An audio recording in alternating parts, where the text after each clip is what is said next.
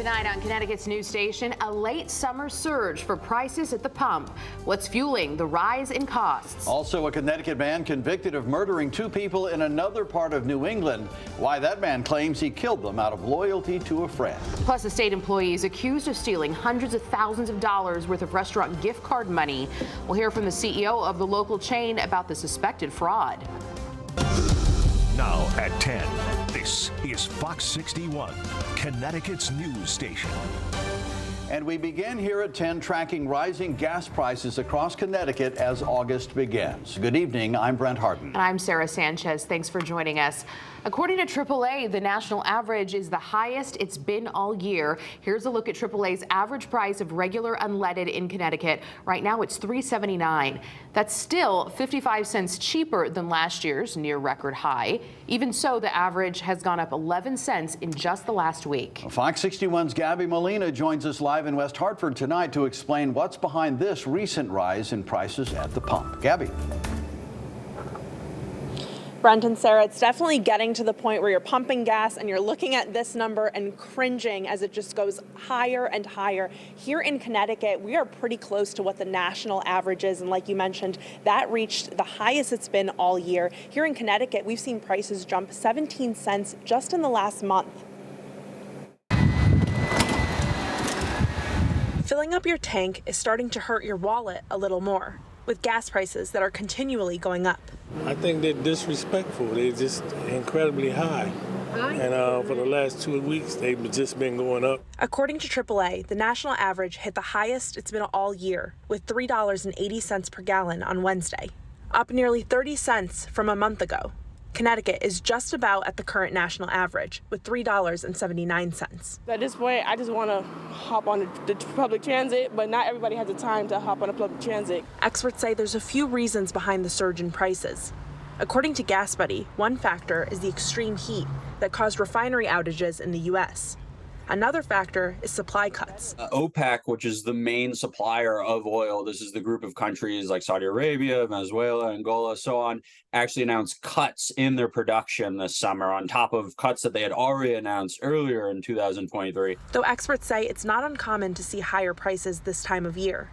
Every summer, gas prices do increase, and it's kind of obvious why, right? People are going on vacations or traveling a lot more. The demand for gas is higher. Still, people are feeling the pinch and second-guessing some of that travel. I definitely am double thinking whether I'm going to take some of those road trips and, do I need to use the car as much? With gas prices creeping closer to $4 a gallon, the pain at the pump is felt even further.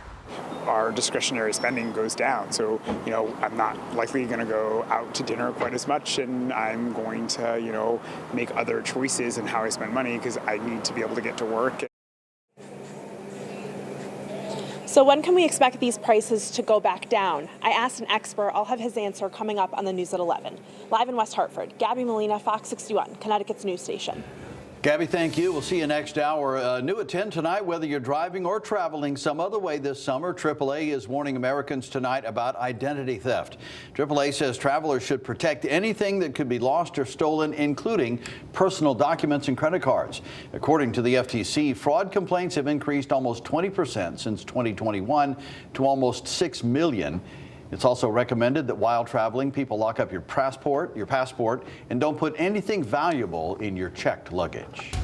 Another gorgeous day. Let's check in with Chief Meteorologist Rachel Frank for a first look at the forecast. Rachel. Yeah, we have another winter in store for tomorrow before the weather heads downhill. Showers and storms return on Friday with locally heavy downpours likely, but at least it's gone in time for the weekend. Here's a look at temperatures across the state. Another comfortable night out there, not as cold as it was this morning. We woke up to temperatures that were a couple degrees away from the daily record low temperature for the day, to just give you some context. So yes, it was chilly out there, and it will be nice and refreshing as you head out the door tomorrow morning as well, and certainly continues to be open up the window kind of night. As we head towards daybreak tomorrow, again, we're looking at temperatures beginning in the 50s to right around 60 degrees with plenty of sunshine.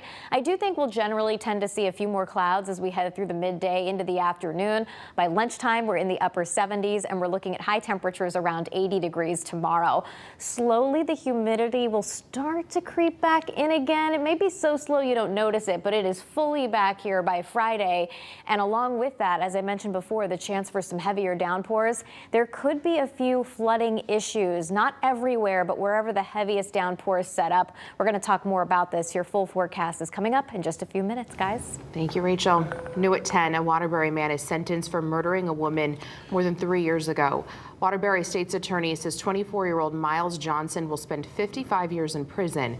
He was convicted of killing Rachel Lorado Sebet-Layla in her home in July of 2020. Sebet-Layla's wrists, legs, and feet were tied up with duct tape. Investigators say a hiker found her body in blankets and garbage bags at Black Rock State Park in Watertown. And new at 10 tonight, a Bristol man will spend life in prison for killing 2 people in Maine. He claims out of loyalty to a friend. David Barnett received 2 life sentences for murder yesterday. He was convicted of killing Kelsey Caron and Pierre Langlois in the city of Auburn back in June of last year. Both victims were 21 years old. When talking to the court at his sentencing, Barnett claims a friend was threatened by one of the victims.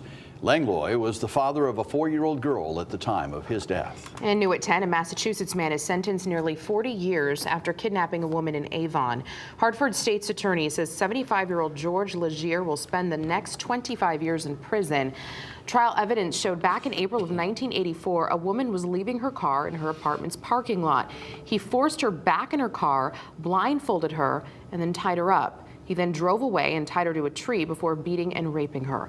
Legier was in a Massachusetts jail in an unrelated case in 2019 when a DNA sample linked him to the Avon case. And tonight, a woman's facing charges after she allegedly ran her car into several police cars at Buckland Hills Mall in Manchester. A police dog ultimately found her hiding on the 3rd floor of a nearby hotel. The woman is also accused of frequently shoplifting at the mall. Fox 61's Samaya Hernandez has the details in Manchester tonight.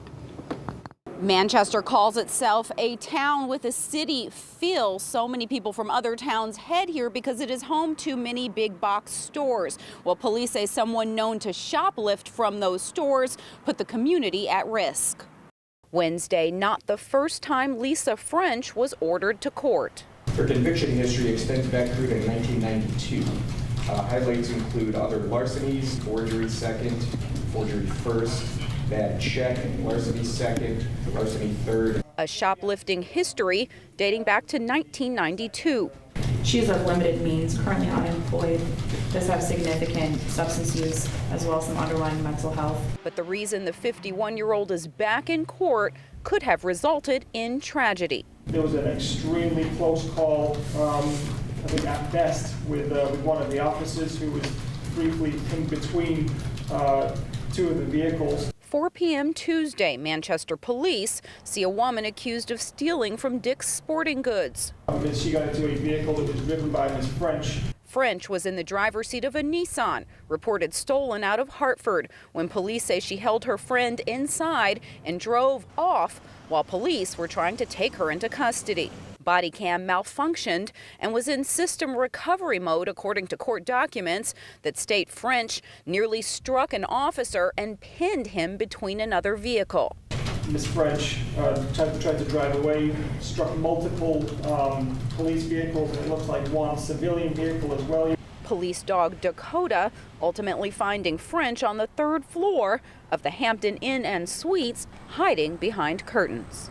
She damaged police cars, she took off running, she was caught on the 3rd floor of a hotel running away. Shoppers from stores and Granby staying vigilant Wednesday. Always be aware of your surroundings. I don't know what's going on in the world.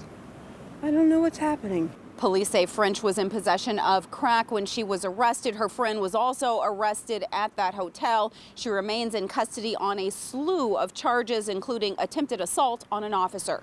In Manchester, I'm Samaya Hernandez, Fox 61, Connecticut's news station.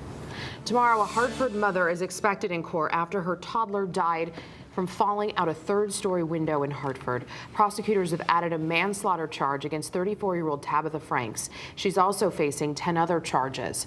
Investigators say 5 children were living in a filthy apartment and were left alone without adult supervision. The man charged in connection with the shooting at New Haven's Union Station last month was back in court today. Attorneys announced 19-year-old Dayron Sanchez plans to plead not guilty and will ask to go to trial. Sanchez and another suspect are accused of fighting with a man on a train platform back on July 5th before shots were fired. The victim was taken to the hospital and underwent emergency surgery. Sanchez is due back in court next month. Police are still searching for the second suspect. A Connecticut DOT worker is accused of stealing more than $200,000 in money off gift cards to Wooden Tap restaurants. 34-year-old Kelvin Ortiq of Bloomfield was arrested and is facing 5 charges, including first-degree computer crimes. Investigators say he spent more than $20,000 of that money at Wooden Tap restaurants. Police say they suspect other people also used stolen identities to buy fraudulently created gift cards. Somebody took their money unwillingly, unknowingly, and used it for their own selfish benefit. That inspired us as a company to find out what's going on here, and it just kept going and going, and we've been working on this for years. That was Phil Barnett, the CEO of the group that owns Wooden Tap. He says those customers who were impacted have gift cards mainly bought in the fall or winter of 2020. An online payroll database says Ortiq is a transportation rail officer for the state.